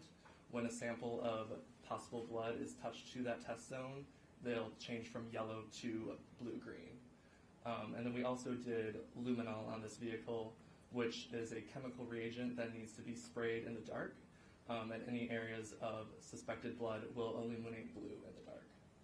Okay, and other than those methods, was there anything else that you and the rest of the team did to search for possible blood in the vehicle? Those were the only methods that we employed for this vehicle. And can you just describe the basic procedure for searching a vehicle that was employed in this case? So our standard procedure is to first take general photographs and documentation or notes of the vehicle as it has arrived to us. From that point, we'll do a general inventory of all the contents of the vehicle. In this type of case where we know we want to search the entire vehicle for suspected blood, we also removed all the contents and photographed them outside of the vehicle. After, as I described previously, we did a initial bright light search throughout the entire interior and exterior of the vehicle for possible red-brown staining. We also did a visual search of all the contents that were in the vehicle as well.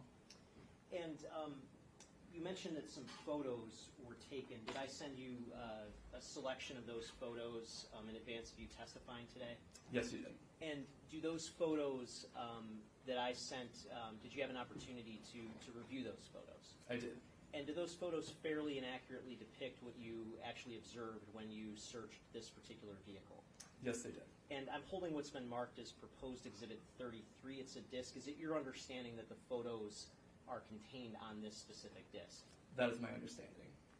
Your Honor, I move to admit proposed exhibit 33. Thank you, Your Honor. And did you also document the findings in connection with your search in a laboratory report? Yes, we did. And would that laboratory report be under Michigan State Police Laboratory number MD23-3317? Yes, record 10 of that laboratory number. And I'm holding what's been marked as proposed exhibit 32. May I approach, Your Honor? You may. Is this a copy of the report that you completed in connection with this case?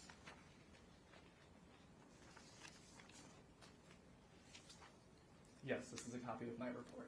And does that report fairly and accurately depict the sort of analysis and the results of your processing of this vehicle in this case? Yes, it does. Your Honor, I'd move to admit proposed Exhibit 32 as well. No, People's 32 will also be admitted.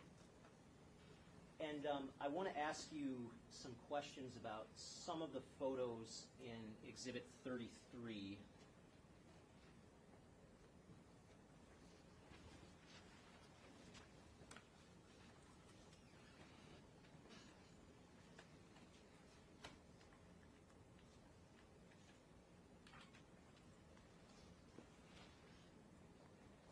So if we look at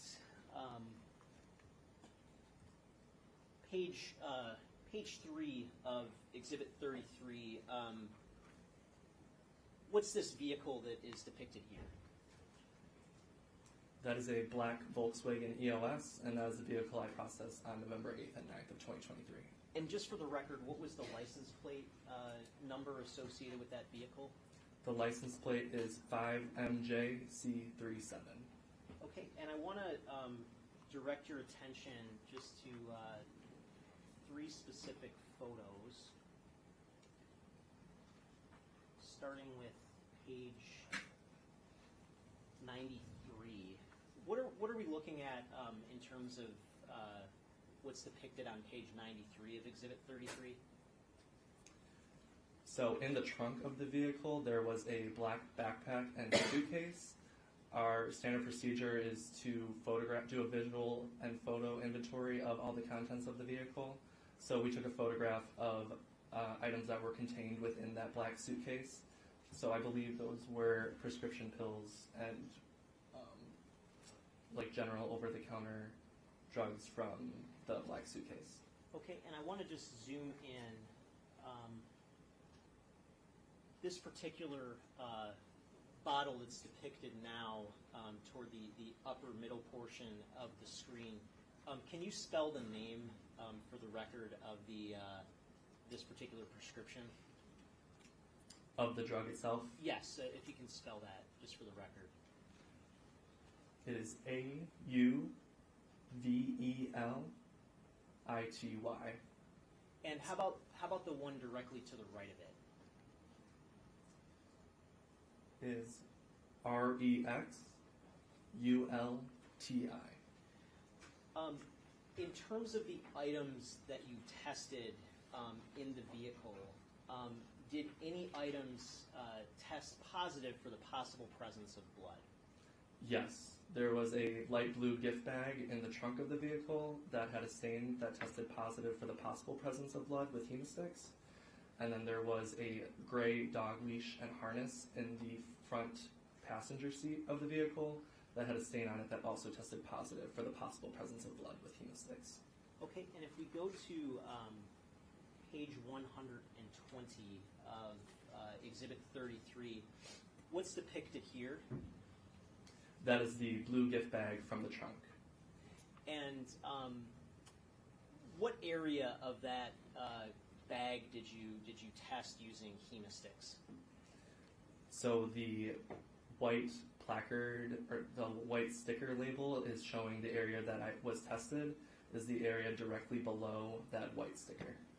And when you use hemosticks to test for the possible presence of blood, can you just, again, describe for the jury just what that process looks like as a general matter? So I take a wetted cotton swab. A swab is pretty much just like a longer Q-tip with cotton only at one end. I put a little sterile water on that and then swab up a little bit of the staining on the gift bag. Then the staining on that swab was touched to that test area of the hemosticks. So that yellow area then turned blue-green, indicating a positive result. And in terms of what sort of level of granularity in terms of results are you able to achieve using hemosticks? How much information can you get from a positive finding using hemosticks? Hemostix is not specific to a certain type of blood, so just because we have a Hemostix positive result, that does not necessarily mean it's human blood. It could be the blood of any species. Okay, so does it differentiate between human blood and dog blood? No, it does not. So would dog blood hypothetically get a positive finding using Hemostix? It would. Hypothetically, would juice from meat produce a positive finding potentially using Hemostix? As long as that juice had a blood component to it with hemoglobin, then yes. And in terms of further differentiating and further analyzing the positive finding in this case, is that something that you did, or did that get passed on to somebody else? I did not do any further analysis on this item. I forwarded it on to the Metro Detroit laboratory for further testing. And at the Metro Detroit laboratory, are there methods based on your experience in the field of body fluid identification that can achieve a level of specificity in determining whether this is human blood or non-human blood?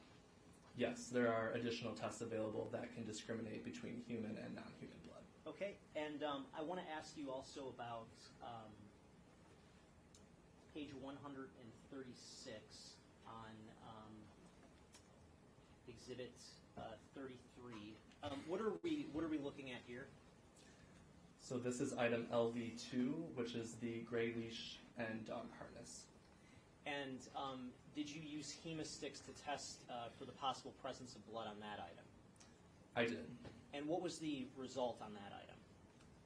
It was Hemostix positive as well. Okay. And again, for purposes of the positive finding with respect to that item, did you do any further analysis, or was that something that was passed along to somebody else to do? I did not do any further analysis. This item was also passed on to the Metro Detroit laboratory. And other than these two items that we've discussed, the gift bag and the dog leash harness, did you locate any possible or suspected blood on any other items or in any other areas of the car? There were areas throughout the vehicle that tested luminol positive, so the blue glowing test that I discussed previously. But we followed all of those areas up with Hemostix because it's more discriminatory for blood than luminol is, and all of those indicated a negative result. So there were no additional areas that were collected that were blood positive or positive for the possible presence of blood throughout the vehicle. And how thoroughly would you say this vehicle was searched? I would say very thoroughly.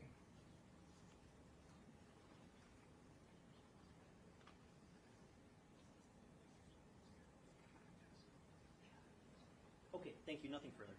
Ross? Good afternoon, sir. Good afternoon. A couple of questions. You indicated that you were asked to do this analysis of this car or search of the car in relation to a murder? It was portrayed to me as a suspected homicide, yes. Okay. And were you aware of when that homicide may have happened? We had access to the search warrant, but I don't recall the exact dates of when it occurred. Okay. And do you know when you would have performed this search on this car? What days I analyzed it on? Yes. We analyzed it on November 8th and November 9th of 2023. And you indicated that you did a very thorough search of this car, correct? That is correct, as we do with all vehicles. Okay. If we can go to slide number 50.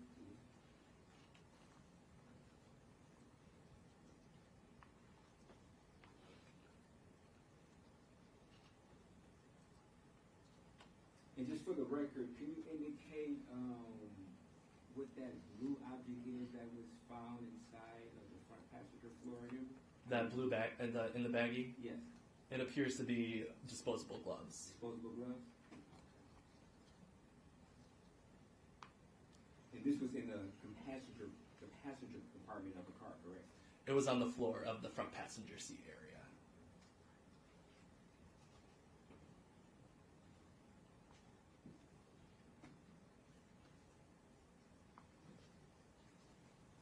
Would you agree or describe these gloves as blue surgical gloves, possibly? somebody could describe them as that, but I would just call them disposable gloves. Did you do any further analysis on these gloves? We did not.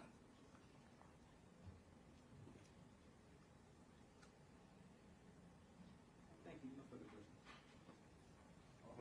One more question. If we can go to slide number 52, I'm sorry. What did that appear to be, this black object? What is that? We described it in our notes as a black mat. We didn't know for sure what it was, though. It's a mat? A mat, yes. Okay.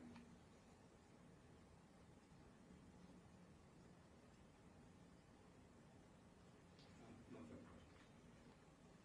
further questions. Did you observe any suspected blood visually on the blue gloves? We did not. Thank you. Any further questions from the jury? I don't see any hands. Thank you, sir. You missed it. Just to confirm, I am released. Yes. Familiar approach? Yes.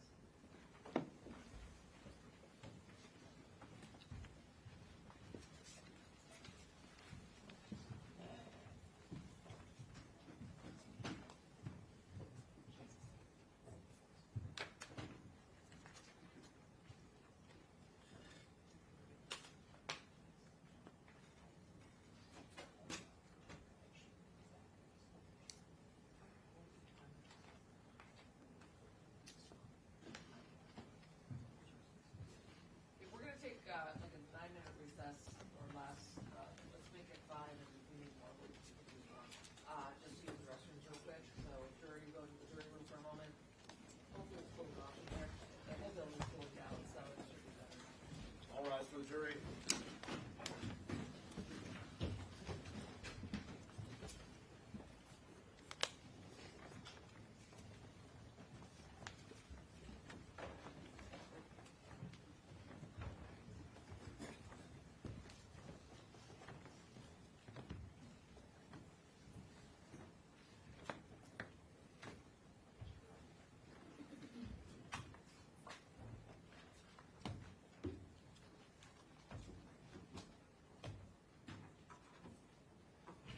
May be seated.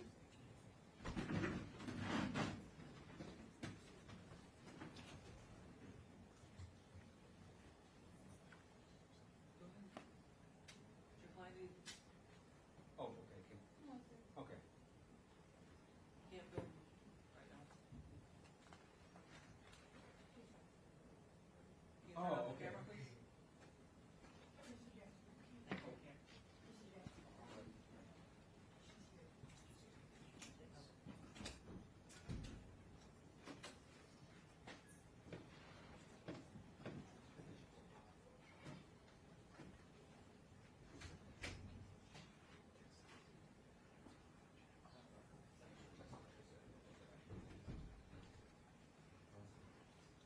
We can go as fast as possible.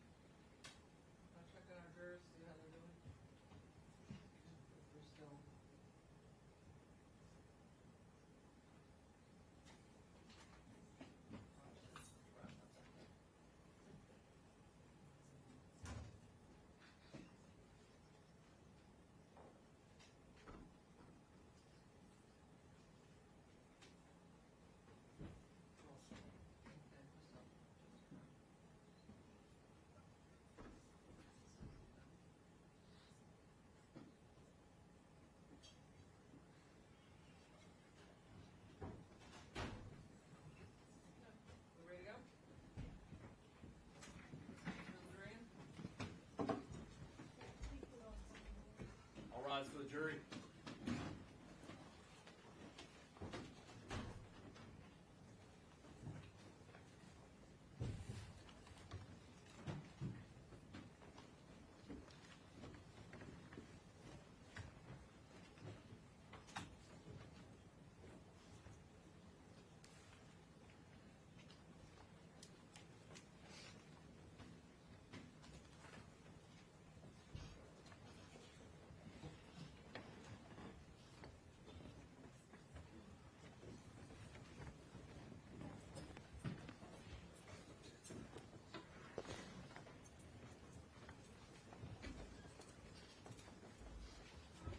You may be seated. On the record, in People versus Michael Jackson-Bolanos, and note for the record, all parties are present, including Mr. Jackson-Bolanos, and there are 15 jurors returned to the courtroom. We're ready to continue with the next witness. Thank you, Your Honor. The people call forensic scientist Miranda Hamza.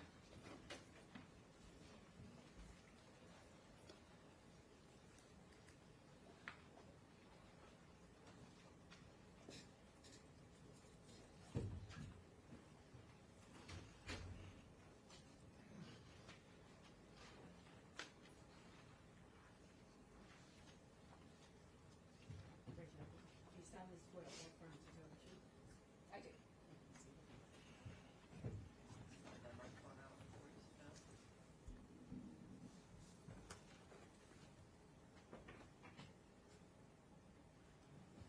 And pull the microphone back in. Please state your name and spell for the record.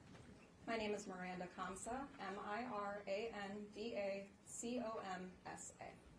You may proceed. Thank you, Your Honor. Ma'am, could you please tell the jury what you do for a living? Sure, I'm a forensic scientist with the Michigan State Police, currently at the Metro Detroit Forensic Laboratory. And do you have a specific area or field of focus in your work as a forensic scientist? Yes, I work in the biology unit doing body fluid identification testing. And how long have you been doing body fluid identification testing? A little over 9 years. And what sort of training or experience do you have in that specific field? I have a bachelor's degree in biology from Oakland University, and then once I was employed as a forensic scientist in the biology unit, I went through a training program, which lasted approximately 6 months, and during that training program, I learned how to handle evidence, collect swabs from evidence, and the various tests that we use to test for various body fluids. And have you ever testified as an expert previously in the field of body fluid identification? Yes, I have. And how many times would you say you testified as an expert in that field? Over 40 times. Your Honor, if there are no questions, I move to admit the witnesses, move to qualify the witness as an expert in the field of body fluid identification. No objection. Okay, this witness's testimony will be accepted as an expert in the field of body fluid identification. You may proceed with the work with regard to this case. Thank you, Your Honor. And, ma'am, in connection with the homicide of Samantha Woll, did you do some body fluid identification analysis? Yes, I worked under evidence that was submitted to our laboratory and ultimately authored 2 reports for the laboratory number associated with this case. Okay, and I want to talk about both reports.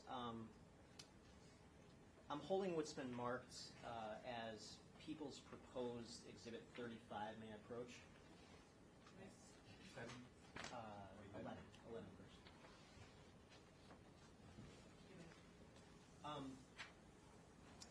Does Proposed Exhibit 35 appear to be one of the reports that you authored in this case?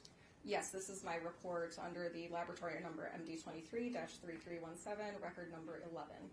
Okay, and what evidence did you analyze in connection with that report? I received 2 pieces of evidence which were collected from a vehicle. One of them was a blue gift bag and the other was a gray dog leash / harness. And I want to show you a couple of photos that have already been admitted as part of People's Exhibit 33. And looking at page 122 of Exhibit 33, does this item look familiar to you? This is not an image I took, but it does look consistent with the blue gift bag that I received. Okay, and looking at page 136 of Exhibit 33, how about this item? Again, this is not a photograph that I took, but it does appear consistent with the item that I received. Okay, and what you're holding that's been marked as proposed exhibit 35, does that document your findings with respect to body fluid identification analysis of these two specific items? Yes, it is. And does that report that's marked as proposed exhibit 35 fairly and accurately depict your findings in connection with the work that you did? Yes, it does. Your Honor, I move to admit proposed exhibit 35. No objection. 35 will be admitted. And may I publish? You may. Now, what sort of methods did you use to analyze the two items that we just discussed? I did a few different blood tests on the items that I received. If I may explain how I received the items. Sure. Both items I received, I was notified that they had staining present that tested positive with a test called hemosticks during the vehicle processing that was done at our Grand Rapids Forensic Laboratory. So for both of the items that I received, I did some follow-up testing on the specific staining that was previously tested. I did a test called Hematrace, and that test is specific for human blood. I also did some additional presumptive testing with both hemosticks as well as a chemical presumptive test called phenolphthalein, which works very similarly to hemosticks. So I did all three of those tests on these items. Okay, and starting with the blue gift bag, when you used Hematrace to determine whether there was human blood, what was the finding? I tested one of the red-brown stains that was indicated as the one that had been previously tested as hemosticks positive. I took a sample from that staining and tested it with Hematrace, and I got a negative result. So there was no indication of human blood in that particular staining. And using the hemosticks test, did you test the same area that was already tested, or did you test a different area of the blue gift bag? No, I did not test the same area that was already tested. I tested 3 different areas of staining that looked like they could be consistent with blood, and I got a negative result with the hemosticks, so there was no indication of blood on any of the additional staining that I tested. And you also mentioned phenolphthalein. Did you test the blue gift bag with phenolphthalein? No, I did not. Okay. And moving to the dog leash, did you test the dog leash with Hematrace? Yes, so similarly, I located the area that was marked and indicated as having been hemosticks positive during the vehicle processing. I did the follow-up testing with Hematrace on that particular area, and I got a negative result, so there was no indication of human blood in that staining. After that, I then searched the item for additional areas that looked consistent with possible blood. I tested 2 stains with the phenolphthalein test, which again is a chemical presumptive test, and got positive results for 2 additional areas. And then on a 3rd area, I got a negative result with the phenolphthalein. And does phenolphthalein, does that test distinguish between human and animal blood? No, it does not. So both hemosticks and phenolphthalein work very similarly. They're both chemical presumptive tests, and they work based on a color change reaction. So if I get a positive hemosticks or a positive phenolphthalein test, that's an indication that possible blood is present, but it is not specific for human blood. And other than, I guess, Hematrace, is there any other method that you could have utilized to distinguish between possible non-human blood and human blood? The only test available for me in the laboratory to make that determination is the Hematrace test. And the Hematrace test results here were all what when it came to the possible presence of human blood? Negative on both items. And if I could clarify, that I also did do the Hematrace tests on the 2 additional areas that I tested on the dog leash, and both of those were also Hematrace negative. Okay. Did you also do some analysis of some other items that were received by the laboratory in this case? Yes, I did. And when it came to those other items, did you create a separate report? Yes, I did. And I'm holding what's been marked as proposed exhibit 34. May I approach, Your Honor? With respect to the other items that you analyzed, does the report that's been marked as proposed exhibit 34 document your findings with respect to your analysis? Yes, Exhibit 34 is a copy of my laboratory report, record number 7, which is 4 pages in length with my signature on the last page, and it outlines the testing that I did on these pieces of evidence. And does that report that's been marked as proposed Exhibit 34 fairly and accurately reflect the analysis that you did in connection with those items? Yes, it does. Your Honor, I move to admit proposed Exhibit 34. Exhibit 34 will also be admitted. And just briefly, I want to run through the evidence received section of your report. And can we just run through this list, starting with the first item that was received? What was the first item? The first item was container number 18, which contained a green vape pen. And what was the next item? The next item, container number 19, contains 2 sets of swabs, which I itemized as 19A and 19B. 19A were the right-hand swabs from Samantha Woll, and 19B were the left-hand swabs from Samantha Woll. And what was the next item received? Container number 20, which I did not open, but was identified as containing a LaCroix can, or I'm sorry, swabs from a LaCroix can. And what was the next item? The next item is container number 21, which contained swabs from an upstairs drawer handle. And how about the next item? The next item, container number 22, again, I did not open, but was reportedly containing swabs of another LaCroix can. And the next item after that? Container number 23, which was, again, I did not open, but was identified as containing swabs from an interior passenger door of a Chevy. And the next item? Container number 29, which contained item number 29, which was a folding knife. And the next item? Container number 33, which contained a black lanyard. And the next item? Container number 34, which contained a pair of black boots. And moving to the next page, what were the remaining items? Container number 35 contained a folding knife with a black handle, and container number 36 contained a folding knife with a blue handle. And in terms of the items that you didn't open, was there any reason why, in connection with your specific type of analysis, you didn't open those items?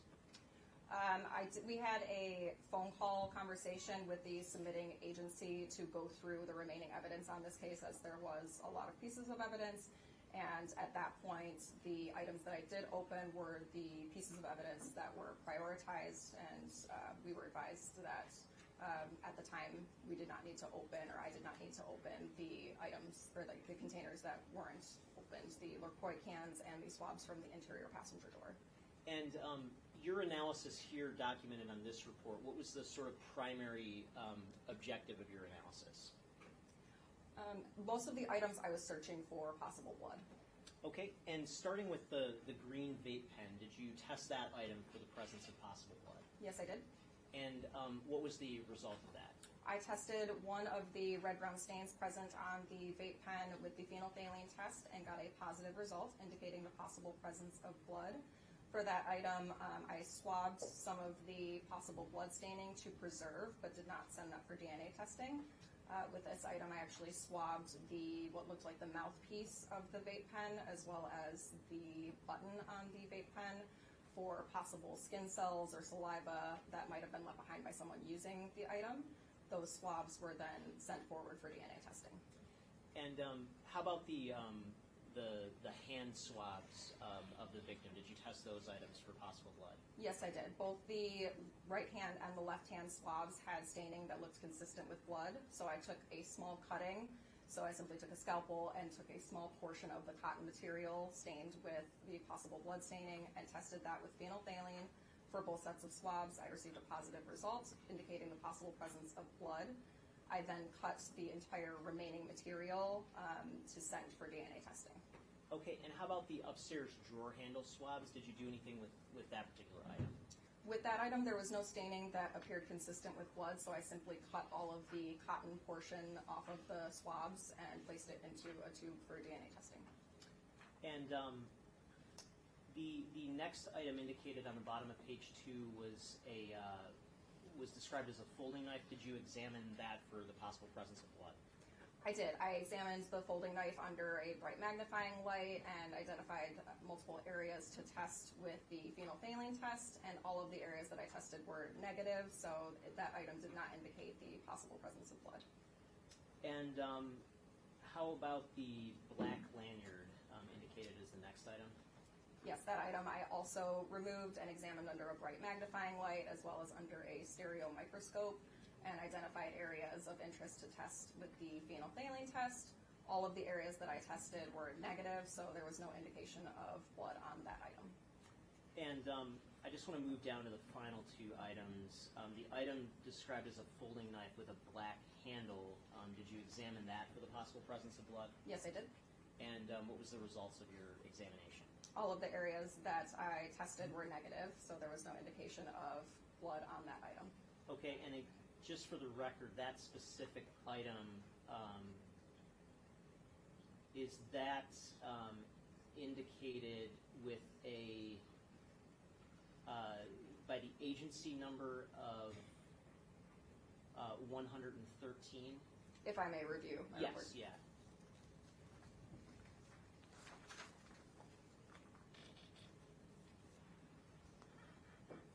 Yes, that one was listed as agency item number 113, and I itemized as our laboratory item number 35. Okay, and how about the blue folding knife? What was the agency number associated with that? That was listed as agency item number 117. Okay, and I'm holding what's been marked as already admitted as Exhibit 29. May I approach, Your Honor? Do you see an agency number on that item? Yes, I do. And what is the agency number on that? It is on the Detroit Police Department tag at the top of the container, and it is listed as 117.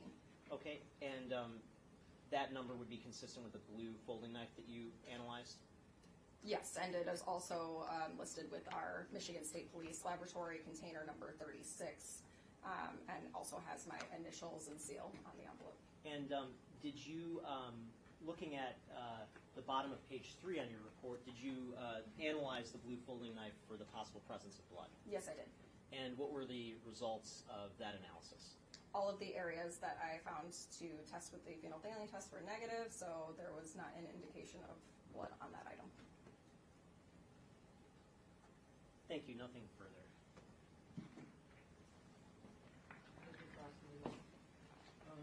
Not too long, maybe 5 minutes.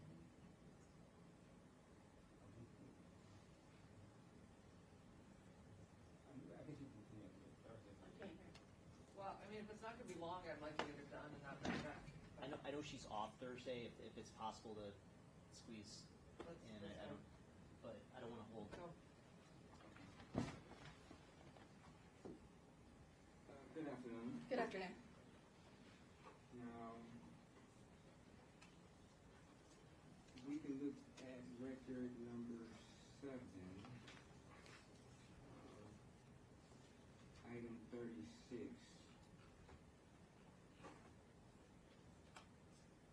Where it says apparent hairs and or fibers collected but not examined.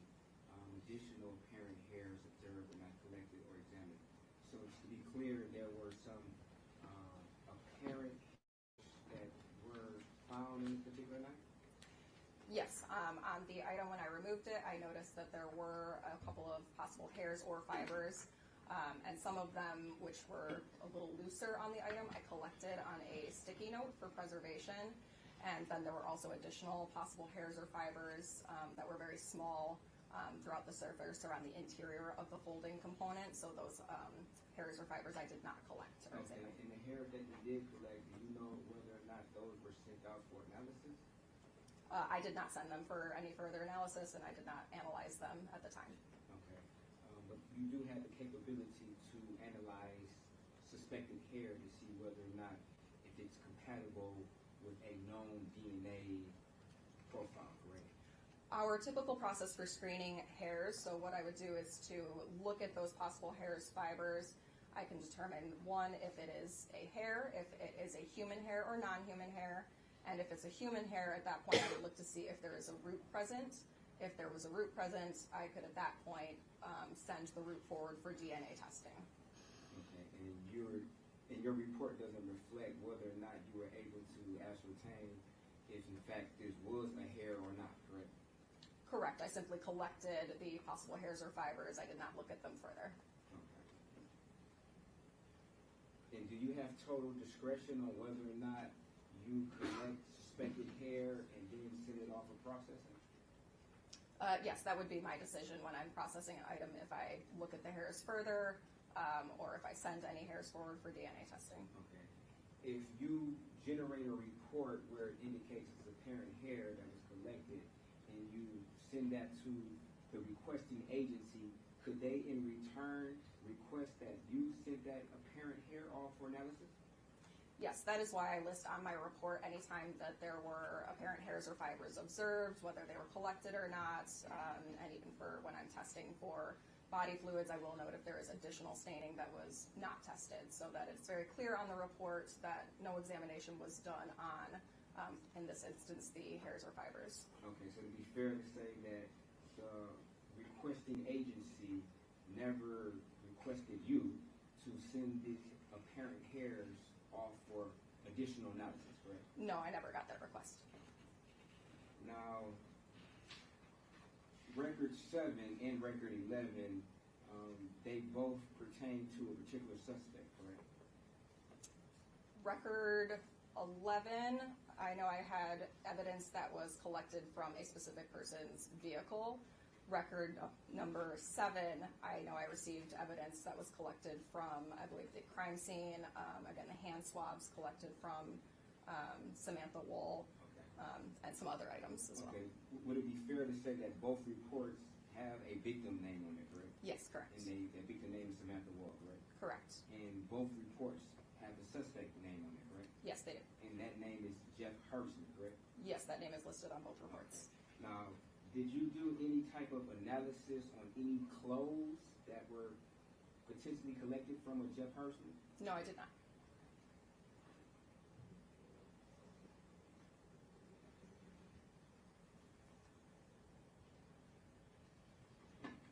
Thank you. No further questions. From your standpoint, what was the thinking behind not sending the potential hairs or fibers along for further analysis? When I received the evidence, the specific request for most of the items that I received under record number 7 was to do a blood search. So because I didn't find any areas of possible blood on any of the items, I did not see the need to go further and to do analysis of the possible hairs or fibers on the items. If hypothetically a knife had blood washed off of it, would you still expect to see the types of fibers left behind that you observed on these items? If a knife were recently washed, I wouldn't necessarily expect to see many hairs or fibers still remaining on the item as well. If the washing were thorough enough to wash away any blood, it would likely also wash away any hairs or fibers. Okay, thank you. Nothing further. And you stated that you wouldn't suspect to see many different hair fibers if the knife was washed. So it's possible that the knife could be washed and there still be some hair samples remaining, correct?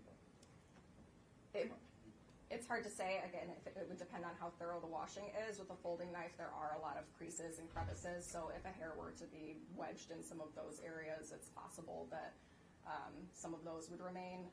If the blade area alone were wiped off, but the handle area weren't submerged, then it could also be possible to see some hairs and fibers still within that handle component. Okay. Were you aware that this particular crime involved the victim being stabbed in the head? I was not aware of particularly where the victim was stabbed. If you had that additional information that a potential knife could have been used in the head of the victim, would you have then sent those apparent hair samples off for analysis? No, it wouldn't have necessarily changed the way that I went about my analysis. Again, my primary goal was to search for areas of possible blood, and considering that I did not find any, I did not see the need to analyze any possible hairs or fibers that were found on the items. Okay, and that request was generated by the requesting agency on how you, I guess, constructed your scope of your analysis, correct? As far as looking for the blood, correct? Yes, to the best of my memory, when the items were submitted to the laboratory, they were listed as the requesting to search for possible blood. Okay. And had the request been to search for potential hair, then you may have expanded the scope of your analysis. If there were a specific request to process the hairs on the knives, then yes, at that point I would have considered doing analysis on the hairs. Okay, thank you. No further questions. Any further? No, Your Honor. Thank you. Questions from the jury? Okay, thank you, ma'am. You may step down. Sorry for keeping you a few minutes late today, but we want to make sure we got our testimony done. We will see you, remember, we're not here tomorrow. Tomorrow is the 15th and the court is closed. So if you normally work tomorrow, you should go to work, because your letter from here will not say you were here today or tomorrow. We will resume on Thursday morning, the 20th at 9 a.m. Okay? Thank you. Enjoy your day tomorrow. All rise for the jury.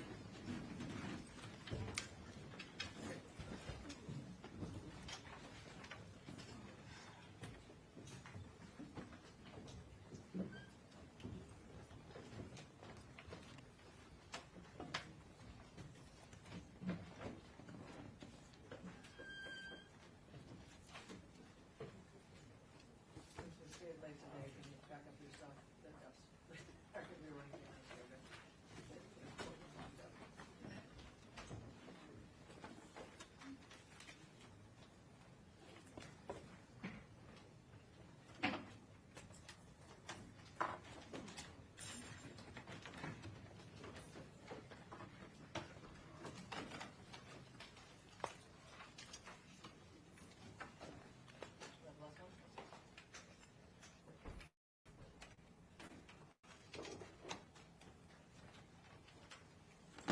I'll never slow up, no I don't take shit. I got no love for the fakeness. If you wanna play tough and wanna hate this, I'll always show up.